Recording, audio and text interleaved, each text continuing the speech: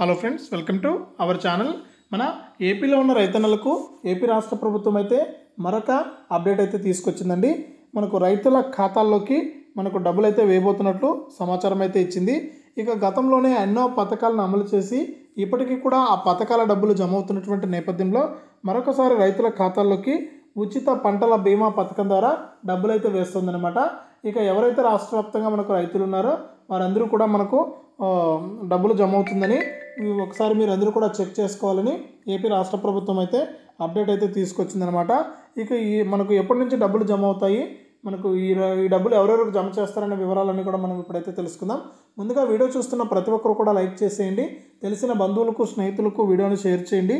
ఇలాంటి మరెన్నో వీడియోల కోసం ఇప్పుడే మన ఛానల్ను సబ్స్క్రైబ్ చేసుకుని పక్కనే వచ్చే గంట పైన నొక్కి మళ్ళీ వచ్చే ఆలనే గంట పైన కూడా నొక్కి ప్రతి వీడియోను కూడా మీరు మిస్ అవ్వకుండా తెలుసుకోండి. ఇక మనం వివరాలకు కనుక వెళ్ళినట్లయితే మన ఆంధ్రప్రదేశ్ రాష్ట్ర వ్యాప్తంగా ఉన్న రైతన్నలకు ఏపీ రాష్ట్ర ప్రభుత్వం ఏపీ సీఎం జగన్మోహన్ రెడ్డి గారు ఎన్నో పథకాలను అయితే అమలు చేస్తున్నారండి. ఇక ఇందులో భాగంగానే మనకు రాష్ట్ర వ్యాప్తంగా ఎవరైతే అర్హత కలిగిన రైతులు ఉన్నారో వారందరికీ కూడా గతంలో అర్హత ఉండి కూడా అప్లై చేసుకోలేకపోయిన వారికి, ఇలా అనేక కారణాల చేత అప్లై చేసుకోలేకపోయిన వారందరికీ కూడా మనకు రైతు భరోసా మరియు పీఎం కిసాన్ ద్వారా 13,500 పెండింగ్ డబ్బులను అయితే వేస్తూ ఉన్నారు.